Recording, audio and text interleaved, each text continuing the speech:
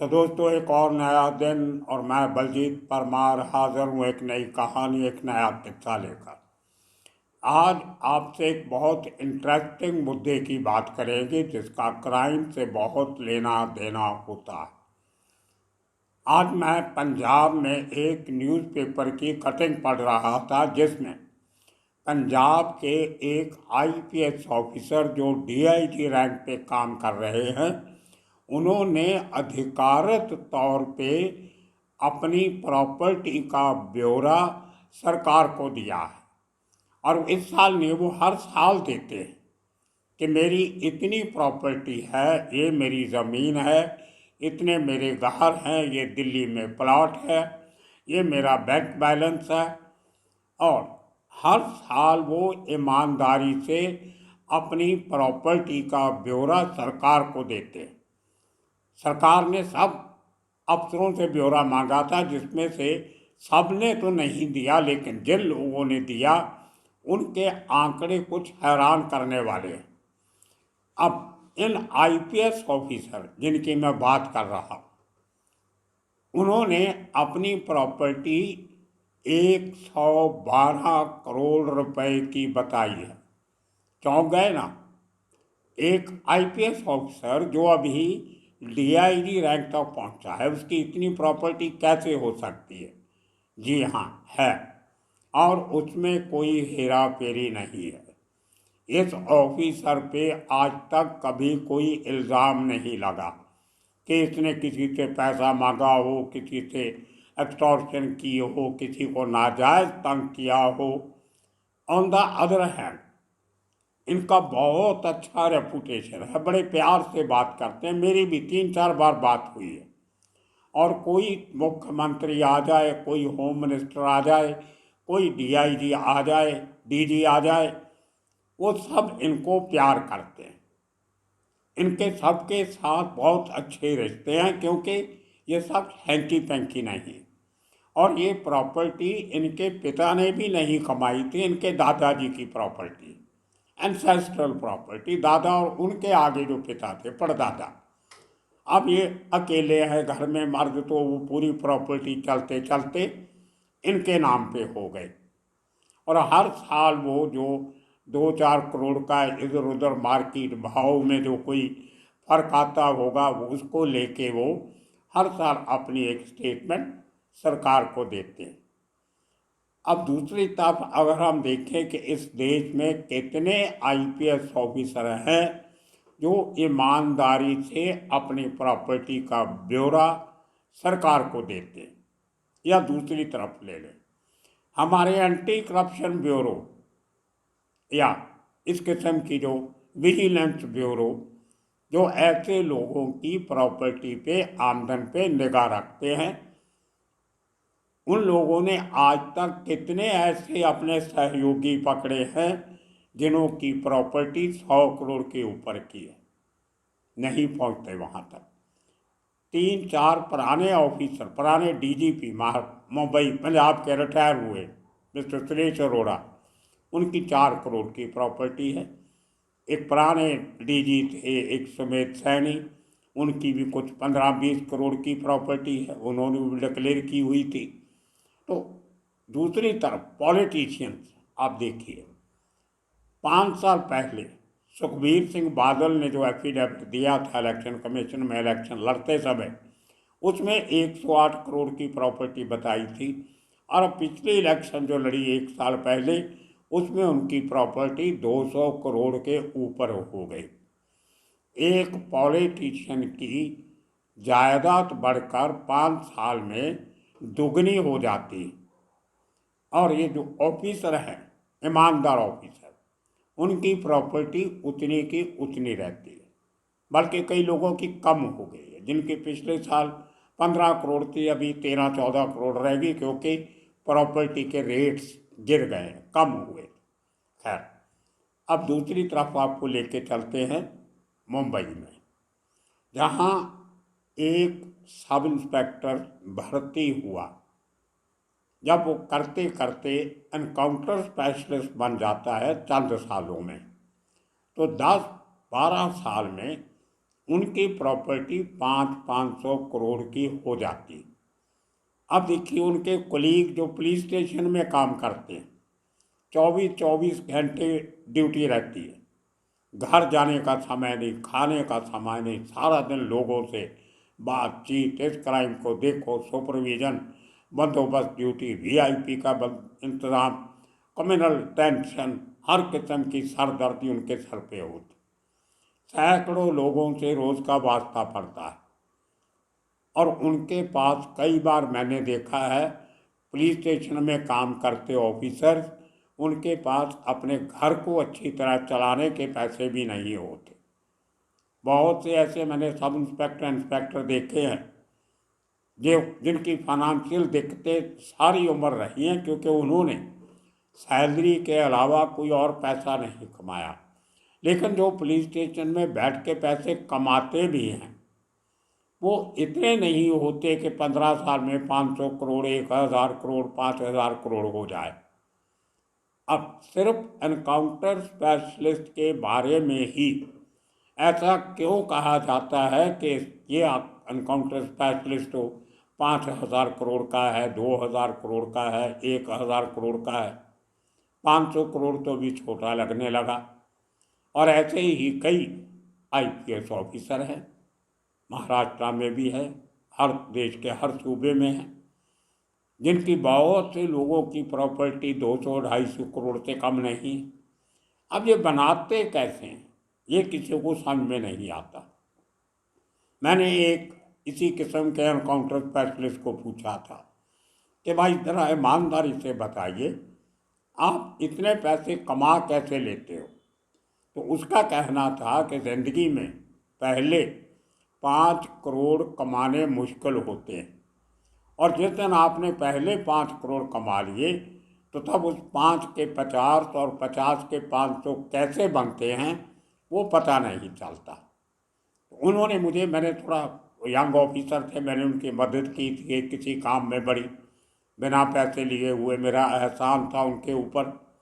तो वो शर्म में उन्होंने कुछ बातें मुझे बताई जो मैं सुन के खुद दंग रह गया, हैरान रह गया।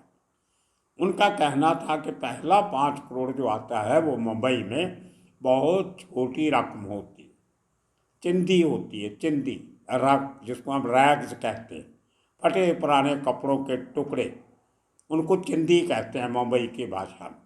और जो छोटा मोटा चोर होता है उसको चिंदी चोर कहते हैं। तो इन 5 करोड़ को उस आदमी ने चिंदी कहा, रैग्स, फटे पुराने कपड़ों के टुकड़े। उस आदमी का कहना था कि वो पहला 5 करोड़ जो चिंदी है उसको छोटे छोटे कामों में लगा दो। मैंने कहा वो कैसे? बोलता है कोई नया प्रोजेक्ट बन रहा है, रेसिडेंशियल कम कमर्शियल, उसमें अपने किसी खास आदमी जिसके ऊपर आपको भरोसा हो, लेकिन वो आदमी आपका रिश्तेदार नहीं होना चाहिए, बीवी, भाई, माँ बाप, सास ससुर, ये नहीं होने चाहिए। बीवी का आगे कोई रिश्तेदार हो दूर का तो ठीक है, या आपके किसी भाई की बीवी का दूर का रिश्तेदार हो तो भी चलेगा, लेकिन नज़दीकी रिश्तेदार नहीं होना चाहिए। उसके नाम पे सिर्फ थोड़े थोड़े पैसे भर के आप बुकिंग कर दो। और मुंबई में अगर आपको नॉलेज है, सबको पता है कि एक प्रोजेक्ट बनने में 4 से 5 साल का समय लग जाता है। तो आज आपने 10-10 लाख की बुकिंग अमाउंट एक बेनामी आदमी के नाम पे, जो जिसको कभी पूछा जाए तो वो शो कर सके कि उसने वो 5 लाख या 10 लाख रुपया कहाँ से लाया, उसका भी इंतज़ाम ये लोग करके देते। उसको कहीं से कुछ पैसा देंगे, कुछ उसको बैंक से लोन ले देंगे, किस्तें खुद हर महीने उसकी भरते रहते हैं, बैंक के लोन के कागज़ अपने पास रखते हैं, उसके पास नहीं रखते। ये एक और तरीका है जो मुझे उसी ऑफिसर ने बताया। मसलन आपने राम कुमार, जिसके नाम पे आपने बुकिंग की है उस प्रोजेक्ट में, उसको एक कोऑपरेटिव बैंक से लोन दे दिया छोटे से, जिस कोऑपरेटिव बैंक के डायरेक्टर आपको जानते हैं क्योंकि आप एनकाउंटर स्पेशलिस्ट, तो आपका नाम है, बहुत से लोगों का आपसे वास्ता पड़ता है। उसको कहा कि आप इसको लोन दे दीजिए 5 लाख का, गारंटी मेरी। अब बैंक को क्या चाहिए, गारंटी दे दी किसी की, बड़े आदमी की दिलवा दी इंस्पेक्टर के कहने पे, और उस रामलाल को लोन दिलवा दिया, और उसके लोन के जो पेपर हैं सब वो अपने पास रख लेते हैं। तो हर महीने उसके खाते में जो इंस्टॉलमेंट है वो खुद भरते हैं। तो खैर, ताकि उस आदमी को पता ही नहीं चले कि पैसा आया तो कहाँ से आया। और छोटे 5, 3, 4, 5, 6 लाख के लोन का कोई पूछता भी नहीं, कोई बॉदर भी नहीं करता। तो ऐसे लोगों से ये लोग 1 करोड़ रुपए की इन्वेस्टमेंट करवा दी, और जैसे ही वो प्रोजेक्ट नियरिंग कंप्लीशन होता है, आपको मालूम होगा मुंबई में जब प्लिंथ हो जाती है, जैसे जो अंडरग्राउंड जो बेसमेंट कुछ बनती है, वो उसके बाद जो बिल्डिंग है वो ग्राउंड लेवल तक आती है, उसके बाद ज़मीन से 1 फ्लोर ऊपर उठ के जब प्लिंथ एरिया बन जाता है तो उसकी कीमत बुकिंग अमाउंट से डबल हो जाती है तकरीबन। तो लोगों को ये लगता है कि बिल्डिंग अब यहाँ तक पहुँच गई है तो आगे भी कंप्लीट होगी। बहुत सारे लोग शुरुआत में पैसा नहीं लगाते रियल एस्टेट में, बिकॉज बहुत सारे धंधे फांदे हो जाते हैं, लोगों का पैसा इकट्ठा करके भाग जाते हैं। कई बार जगह भी बराबर उनकी नहीं होती, नकली काम शुरू करके, नकली प्रोजेक्ट दिखा के, ब्राउचर दिखा के, और अपना एक सैंपल फ्लैट दिखा के करोड़ों रुपए की ठगी हर शहर में होती है, आप सबको मालूम। तो जैसे मोडली बेसिक कंस्ट्रक्शन हो जाती है तो उसके भाव डबल हो जाते हैं। जो बुकिंग पहले, एक फॉर एग्जांपल बात करते हैं, 1,000 रुपये पर स्क्वायर फीट में हुई होती है, वो 1.5-2 साल में शुरुआती कंस्ट्रक्शन के बाद वो 1400-1500-1600 रुपये पर स्क्वायर फीट हो जाती है। और जैसे ही बिल्डिंग का ढांचा खड़ा हो जाता है वो रेट डबल हो जाता है, 1,000 की 2,000 स्क्वायर फीट हो जाती है। और जैसे ही बिल्डिंग का इंटीरियर एक्सटीरियर हो जाता है और फ्लैट्स जो है वो रेडी टू मूव इन हो जाते हैं, तो वही कीमत उसकी 3 गुना हो जाती है। 1,000 वाले की कीमत 3,000 पर स्क्वायर फीट। अब आपने कितने पैसे कमा लिए, 1 करोड़ रुपया जो इधर उधर 8-10 प्रोजेक्ट्स में आपने डिफरेंट लोगों के नाम पे लगाया था, उसको आपको 3 करोड़ रुपया आ गया। ये ऐसी लड़ी चलाते हैं कि सैकड़ों प्रॉपर्टी बुक करवा लेते हैं मुंबई में, मुंबई के साथ लगते इलाकों में, नई मुंबई में, थाना में, पनवेल में, उल्हासनगर, इधर उधर जहाँ अच्छा नया एरिया डेवलप हो रहा है, मीरा रोड, भयंदर, नए एरिया डेवलप होते हैं वहाँ जाते हैं। अब जहाँ पे एक आदमी को मुंबई में 25,000 रुपये पर स्क्वायर फीट से कम का घर नहीं मिलता, उस आदमी को इन इलाकों में 15-16 हज़ार रुपये पर स्क्वायर फीट पे जगह मिल जाती। और उसके थोड़ा आगे जाओ तो 10,000, 5,000 भी है, और भी कम हो जाती। तो इस तरीके से ये लोग एक बेस बना लेते हैं, और देखते देखते वो जो पहला 5 करोड़ कमाया होता है, थोड़े थोड़ी इधर उधर से हेरा फेरिया करके, उस 5 करोड़ को इस तरीके से लगाते हैं कि एक बेस बन के वो देखते देखते 50 करोड़ हो जाता है, और फिर उस 50 करोड़ को फाइनेंस करते हैं। मैं मुंबई के कम से कम नहीं तो 30-35 ऐसे रिटायर्ड सीनियर ऑफिसर्स को जानता हूँ जिन्होंने बेनामी ब्याज पे, कर्जे पे पैसा देने का धंधा चला रखा है। महाराष्ट्र में एक, अगर आपने ब्याज पे धंधा देना है तो आपको वो पतपेड़ी का लाइसेंस लेना पड़ता है, जिसको जो गोल्ड स्मिथ के ज़्यादा लोगों के पास वो लाइसेंस होता है कि आप कर्जे पे लोगों को कर्जा दे सकते हो, against some sort of collateral आपको रखना पड़ता है। तो उन लोगों के थ्रू ये अपना पैसा लगाते हैं जिनके पास सरकारी परमिशन है ब्याज पे पैसे लगाने की। दूसरा धंधा इनका सबसे बड़ा वो है, और उसका फ़ायदा ये होता है कि जिस मनी लैंडर के साथ मिल के ये बिजनेस करते हैं, उस मनी लैंडर के पैसे का नुकसान कम होता है, क्योंकि जिस आदमियों को पता होता है कि ये मनी लैंडर के पीछे फलां फलां एसीपी उस डीसीपी का हाथ है, वो इसका पार्टनर है, तो लोग लिया हुआ पैसा वापस करने में देरी नहीं करते। अब पैसा डूबता नहीं है मनी लैंडर का। और जो उसने कोलैटरल रखा होता है, अगर पैसा नहीं भी दे सका, जो उसने अपना कोई फ्लैट, अपना घर गिरवी रख के जो ब्याज लिया है, उसके ऊपर ये लोग बड़े तरीके से कब्जा कर लेते हैं। केस भी कर देते हैं कोर्ट में, क्योंकि उनके पास डॉक्यूमेंट्स हैं, और उसके बाद अपना पोजेशन भी ताबड़तोड़ ले लेते हैं। तो ऐसे ऑफिसर भी हैं मुंबई में जिनके 30-30, 35-35 घर हैं, कुछ अपनी इन्वेस्टमेंट से लिए हुए, कुछ इस किस्म के कब्जा किए। और तीसरी बड़ी कमाई का साधन इनका, जो 2 नंबर के कामों से रेगुलर हफ्ता आता है, जिनमें एक ज़माने में डांस बार और लिक्कर और बियर बार, इनकी कमाई बहुत बड़ी हुआ करती थी। वो करोड़ों में साल के पैसे मिलते थे। वो आपको किस्सा मालूम है कैसे मुंबई के पुलिस कमिश्नर ने अपने ही होम मिनिस्टर पर इल्ज़ाम लगाया कि मुझसे हर महीने 100 करोड़ रुपया इकट्ठा करने को कहा जा रहा है। इस 100 करोड़ तो बहुत मामूली बात है। हज़ारों करोड़ इकट्ठे होते हैं मुंबई के होटल, रेस्टोरेंट, 5 स्टार से लेके छोटी सी चाय बेचने वाली पतरे वाले से भी पैसा वसूल किया जाता है।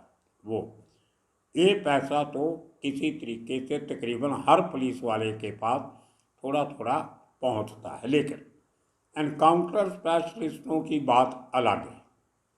अब जितने गैंगस्टर बड़े लोगों से फिरौती मांगते, बड़े डॉक्टर से, इंडस्ट्रियलिस्ट से, होटल वाले से, बिल्डर से, जिसने भी पैसा कमाया, मॉल वाले से, बड़े शॉपिंग कॉम्प्लेक्स वाले से, बड़े एग्रीकल्चरलिस्ट से, इन लोगों से जो धमकियां जाती हैं, उनमें से मेरे सोर्सेज ने मुझे बताया कि आधी धमकियां पुलिस वाले खुद देते हैं, एनकाउंटर स्पेशलिस्ट खुद देते हैं या दिलवाते हैं। पहले उस आदमी को डराया जाता है। अगर वो आदमी डर के भी गैंगस्टर को फिरौती नहीं भेजता जिसका नाम लिया जाता है, तो उसके ऊपर एक नकली फायरिंग करवा दी जाती। इन्होंने 8, 10, 12 टपोरी हर एनकाउंटर स्पेशलिस्ट ने रखे होते थे, 2-3 को छोड़ के।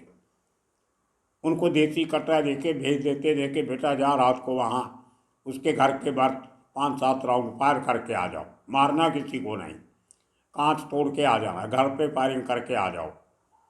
और जिसके घर पे आधी रात को गोलियां चल जाएं वो तो डरेगा। और एक बात उस शख्स ने मुझे बताई जिसने बहुत हैरान किया, मुझे ये फिल्मी सीन लगा। वो कहता है कि उस टारगेट, जिसको टारगेट करते हैं कि इस आदमी से 2-4 करोड़ रुपया निकल आएगा, उसके करीबी रिश्तेदारों की भी रेकी कर लेते हैं। और उसको जब फ़ोन करते हैं इनके चमचे, जिनको अंडरवर्ल्ड के गुर्गे कहा जाता है, तो वो कहते हैं आपका पूना में इस मोहल्ले में जो फलां आदमी रहता है, आपका भाई या आपका दामाद या आपकी बेटी, उसका ये टेलीफोन नंबर, ये घर का एड्रेस, उस घर में कितने लोग रहते हैं, उनके सब के नाम आपको भेज रहा हूँ। दूसरे, शोलापुर में जो आपका आदमी रहता है, कलकत्ता में जो रहता है, दिल्ली में जो, इस किस्म की 8-10 खास रिश्तेदारों की पूरी कुंडली भी खोल के उसको सुना देते कि अभी आपको कुछ नहीं कहेंगे, आपको छोड़ा, माफ़ किया। अब इनका क्या होगा वो आप देख लेना। अब आदमी जितना मर्जी बड़ा हो, कहीं ना कहीं वो अपनी बहन, अपने भाई, अपने साले, अपने जीजे, अपने जवाई, इस किस्म के लोगों को बचाने के लिए कोई भी कुर्बानी दे देता। तो वो लोग फिर कहते हैं कि इतना पैसा मेरे पास नहीं है, ये अमाउंट बहुत ज़्यादा है, कुछ कम कीजिए। फिर यही एनकाउंटर स्पेशलिस्ट मीडिएटर बनते हैं कि ठीक आप इतना दे दो, उसको हम समझा देंगे, आप उनसे पंगा मत लो, हम उसको पकड़ भी लेंगे, कोर्ट केस चलेगा, बंद करवा देंगे, आपको कोर्ट में जाना पड़ेगा, गवाही देनी पड़ेगी, कोर्ट में आते जाते कभी भी आपके ऊपर हमला हो जाएगा। क्यों इतना रिस्क लेते हैं? उनका तो काम है, वो तो बड़े लोगों के आदमी है, एक मर गया वो दूसरा हायर कर लेंगे।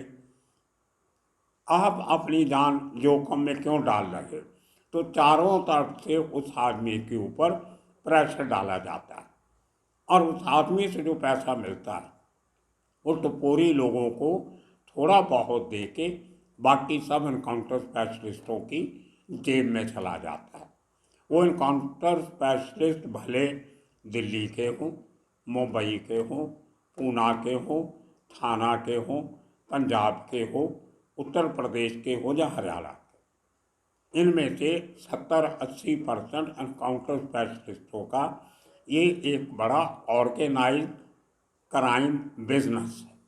उनके लिए पुलिस की नौकरी कोई जनता की देश की सेवा के लिए नहीं, उनके लिए एक बिजनेस है, और उनके बिजनेस पार्टनर होते हैं गैंगस्टर्स और हार्डन क्रिमिनल्स। तो उनके साथ से धंधा चलता है। बहुत सारी बेनामी प्रॉपर्टीज अपने गाँव में नहीं बनाते आजकल, कि गांव में आपने अगर 4 बीघा किसी और का खरीद लिया तो बात फैल जाती है। आजकल वो इन्वेस्ट करते हैं कमर्शियल प्रॉपर्टीज़ में।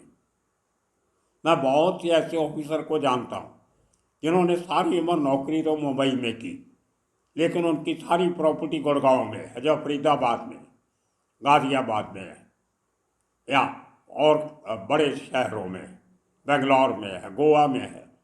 गोवा में बहुत प्रॉपर्टी बनाई है लोगों ने, बेंगलोर और गोवा, ये मुंबई के ऑफिसर के फेवरेट जगह है।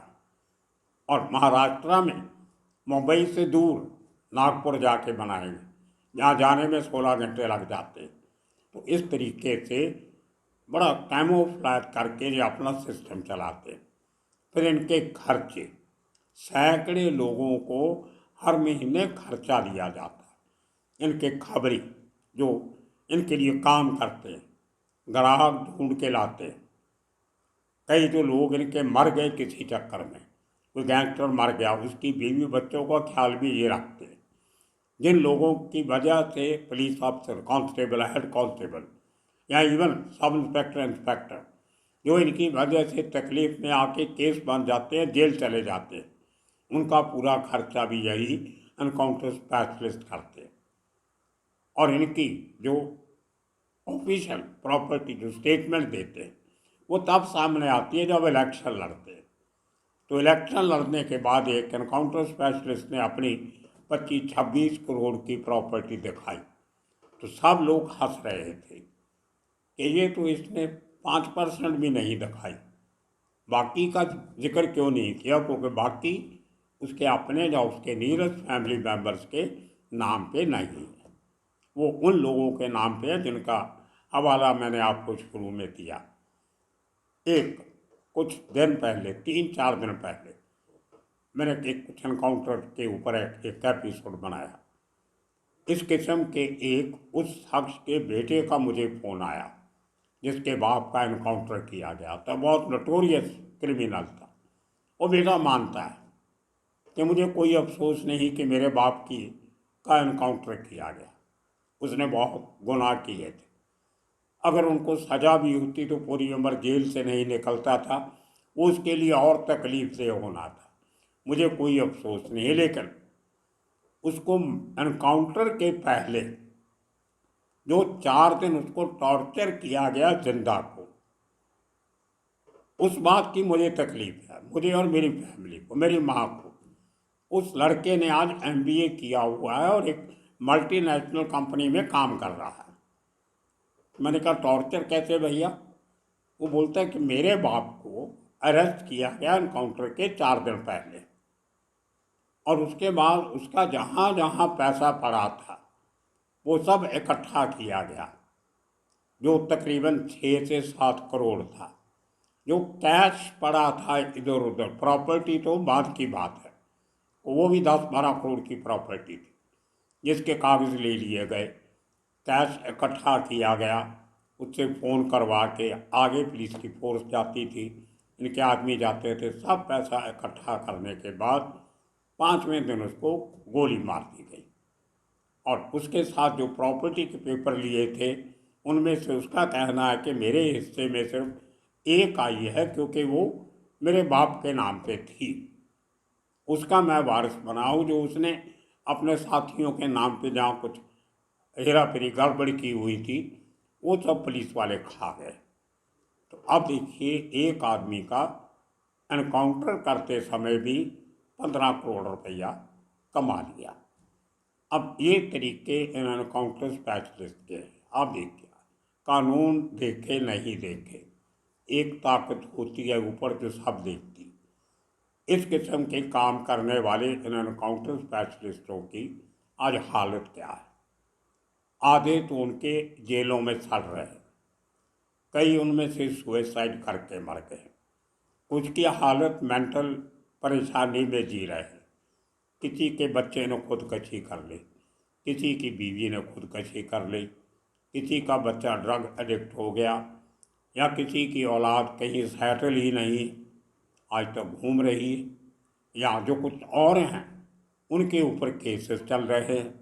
आज नहीं तो कल उनको सज़ा भी हो जाएगी, और काफ़ी तो सज़ा भुगत के आ भी गए, आने के बाद दोबारा फिर फड़े गए। तो मर्डर केसेस में इन्वॉल्व हो गया, कोई फेक एनकाउंटर केस में इन्वॉल्व हो गया, कोई लड़कियों के चक्कर में पकड़ा गया रेप चार्जेस पे, ऐसे केसेस भी हुए हैं। अल्टीमेटली जो उनके कुलीग, उनके बैच के उनके साथ भर्ती हुए थे, वो तो आज भी लोग उनको सलूट मारते हैं, लेकिन इनका नाम लेने को कोई तैयार नहीं है। ये सज़ा जो भुगत रहे हैं, मुझे ये समझ नहीं आता, अब उनके वो करोड़ों कमाए हुए किस काम आएंगे। अब जेल में बैठ के उन करोड़ों को क्या करोगे, ये बहुत बड़ा सवाल। तो कहीं ना कहीं आपको हिसाब देना पड़ता है। तो दोस्तों, आने वाले दिनों में बहुत बड़ी एक स्टोरी पे काम कर रहे हैं 3-4 दिन से। कुछ आदमी मिल नहीं रहे, कुछ मसरूफ़ थे, बिज़ी थे। जैसे ही थोड़ा फ्री होते हैं तो बड़ी 3-4 बढ़िया इंटरेस्टिंग स्टोरीज लेके आपके साथ शेयर करेंगे। आज के लिए इतना काफ़ी। तब तक के लिए आप सबका बहुत बहुत शुक्रिया, धन्यवाद।